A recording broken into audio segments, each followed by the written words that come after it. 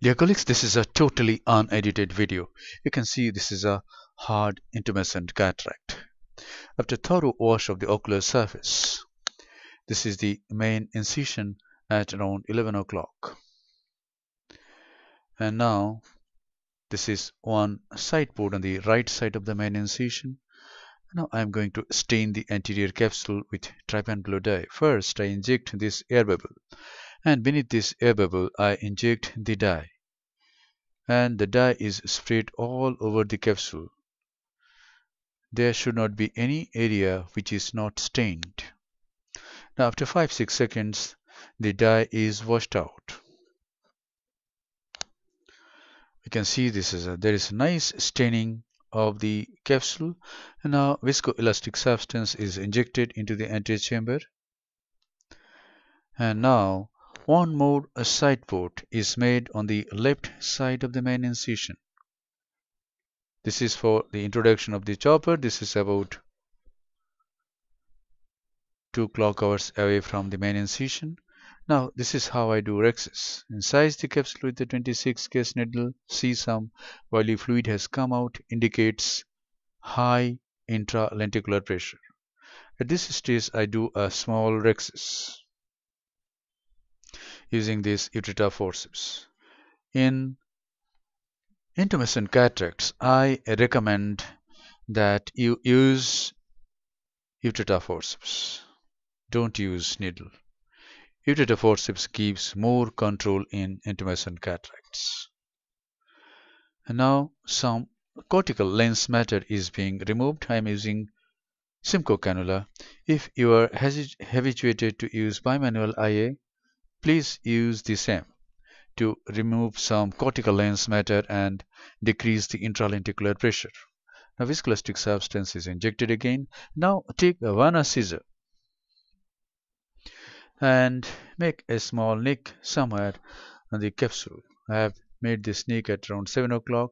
Now I take the Utrata again, hold the capsular tag, and I go anticlockwise all around. Try to remain at equal distance from the margin of the dilated pupil, and thus I get a fairly round, nice, large capsular axis. Since the cataract is hard, this rhexis has been made deliberately large so that there is no fluid buildup behind the nucleus and the posterior capsule doesn't blow out. And now this is the phaco tip being introduced into the. After 2-3 scalps, go at a deeper plane and go through the substance of the nucleus towards the opposite pole and chop it. Hold the nucleus again and chop it another place. This free nuclear fragment is emulsified and removed.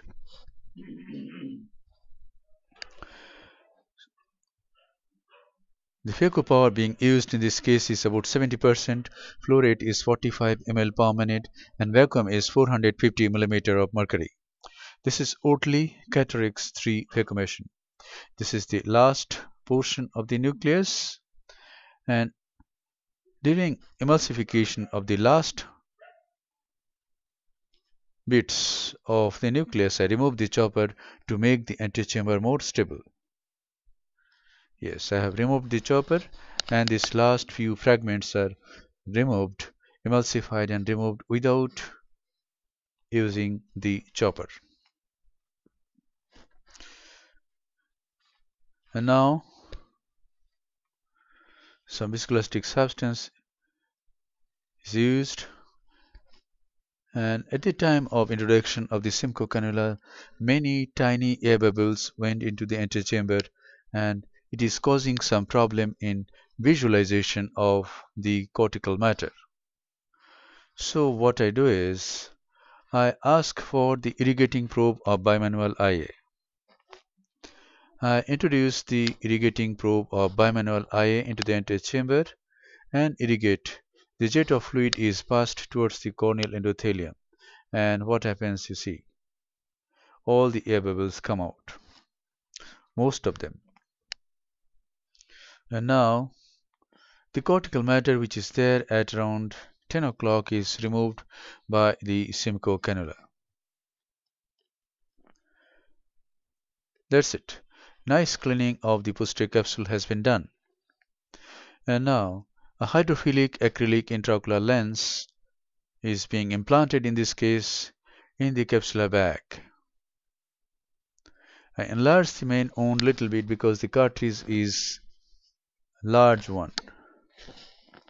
And here goes the hydrophilic acrylic intraocular lens in the bag. That's it. The lens is placed in the bag. The lens is dialed.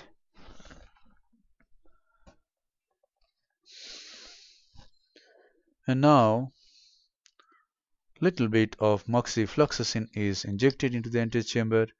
The side ports are hydrated. The side ports are hydrated to make these wounds waterproof. And after this, a final lavage of the antechamber is performed.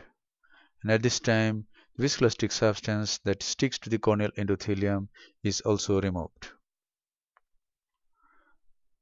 And the antechamber is formed and the case is concluded. Thank you very much for your attention. Hope this video will help you in managing your intumescent cataracts. Don't forget to check the integrity of the wounds. Thank you very much.